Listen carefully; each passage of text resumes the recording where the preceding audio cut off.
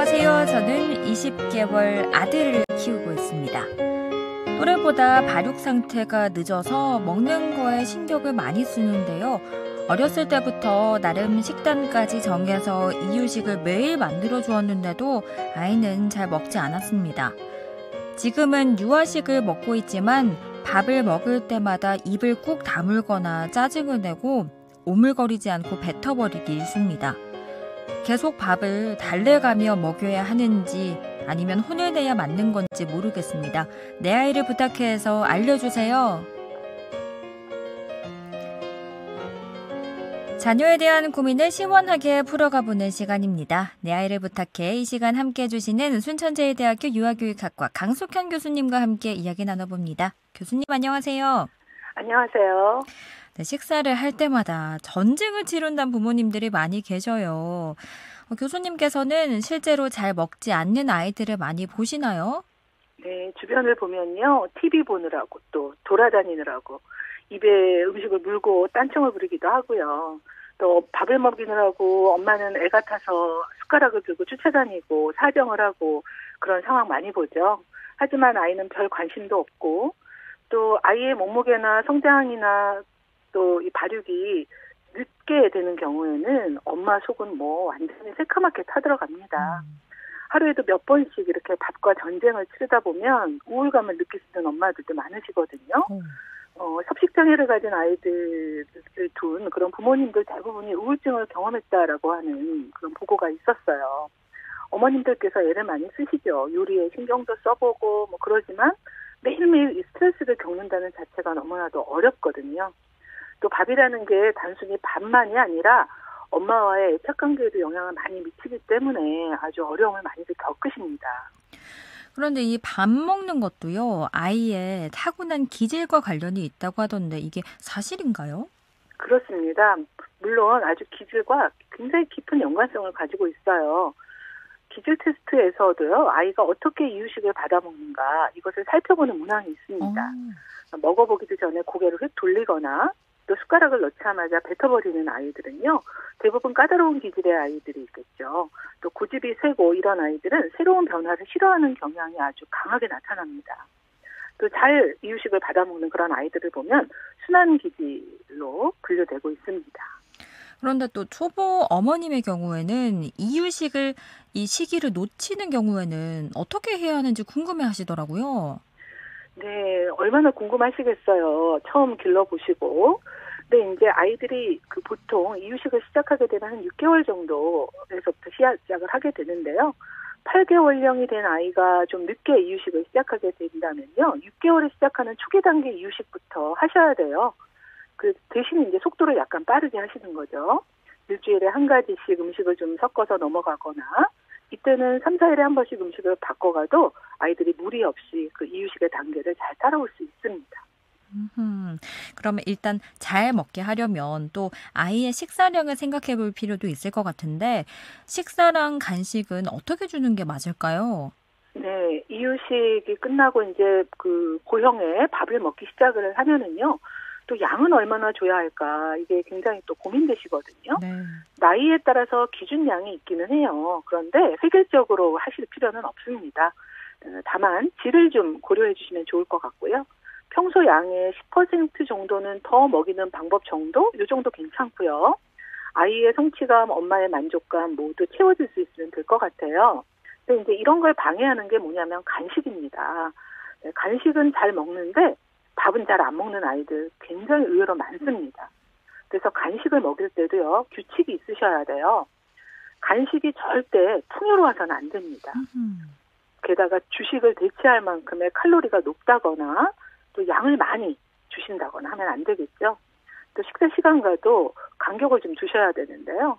식사한 시간과 한 서너 시간의 간격을 두시는 게 좋겠어요. 그래서 아침을 8시쯤, 점심을 12시쯤 이렇게 먹게 된다면 간식은 한 3시 정도가 적당하겠다 이렇게 말씀드리겠고요. 간식을 줄여놓으면 또 엄마는 불안해서 아이가 발육이 제대로 되지 않으면 어떡하나 하고 보조식품을 주시는 경우도 있어요. 근데 이런 보조식품이 보충하는 정도여야지 정말 의존해서는 안 될 것 같습니다. 또 때에 따라서는 아이들이 양을 가늠할 수 없게 그냥 물에 말아 먹거나 또 국에 밥을 말아 먹거나 또 중간중간 물을 많이 먹는 아이들도 있어요. 그럴 경우에는 반드시 지도를 해주셔야 됩니다. 왜 그러냐면 그 물이나 국이 소화에 방해가 좀 되고 있어요. 그래서 국과 밥은 따로, 그리고 물은 식사 후에 이렇게 먹도록 지도를 꼭 해주셔야 됩니다. 그렇군요. 그리고 이렇게 식사 시간마다 전쟁이 되는 상황이 왜 생기는지도 짚어볼 필요가 있을 것 같은데 어떤 원인들이 있을까요? 네, 보통 크게 나누어 보자면 한 4가지 정도의 원인이 아닐까, 뭐 더 많은 세세적인 원인도 있겠지만요. 그래서 첫 번째로 원인을 좀 본다면, 하나는 부모님의 좀 과잉 기대로 인해서 나타나는 거 아닐까 하는 겁니다. 왜냐하면 섭식에 대해서 부모님이 지나친 걱정을 하시거나 또 지나친 기대를 하시게 되기도 하거든요. 그래서 현재 몸무게 확인이 좀 필요합니다. 세계보건기구에서는 성장표라고 해서 기준표를 제시하고 있거든요. 그래서 빈혈인지 소아청소년과의 진단과 치료가 필요한 경우가 아니라면 억지로 먹이는 거는 좀 아닌 것 같고요. 또 두 번째, 잘 먹지 않은 아이는요, 그 아이의 감각이 워낙에 예민하게 태어난 경우입니다. 입안이 좀 까칠한 게 들어가는 게 싫죠. 또 비린내 이런 거 굉장히 아주 거부하는, 그렇게 타고난다면 아이들이 식사를 좀 거르는 경우가 생기게 됩니다. 그리고 또 좋아하는 것, 또 한 친구에 집착하는 성향, 이런 아이들을 또 보게 되면 대부분 식사도 편향되게 나타나는 경우가 참 많아요. 그래서 전체적인 식사량이라든가 영양상의 불균형이 초래되기도 하거든요. 이런 아이들은 좀 조리법을 달리한다든가 또 아이가 눈치채지 못하게 하는 방식으로 하는 거죠. 뭐 당근을 싫어한다면 당근의 형태가 보이지 않도록 퓨레를 만들어서 먹인다거나 하는 그런 방식을 쓰실 수가 있을 것 같아요. 또 세 번째 원인으로 본다면 아이가 속해 있는 그 발달의 시기가 워낙에 활발한 시기거든요. 이 유아기라고 하는 요 단계에서는요, 아이들의 신체 운동 발달이 급속하게 이루어집니다. 그래서 계속 움직이려는 성향이 있어요. 그래서 밥 먹는 것보다요, 놀고 움직이는 게 훨씬 더 좋거든요. 그러다 보니까 밥을 먹는 그 양 자체가 적어지게 되고요. 그래서 또 배가 고프니까 간식거리를 찾게 되고, 이렇게 계속 악순환으로 영양이나 식습관에 문제가 생기기도 합니다. 또 때로는 간혹, 많지는 않지만 한 가지 원인이 더 있는데요. 과거에 나쁜 경험이 있어가지고 먹는 것을 싫어하거나 거부하게 되는 그런 트라우마를 겪는 경우도 있습니다. 그래서 덩어리를 삼키는 것이 너무 싫어서 약간 덩어리로 된 모양만 봐도 거부를 하는 거죠.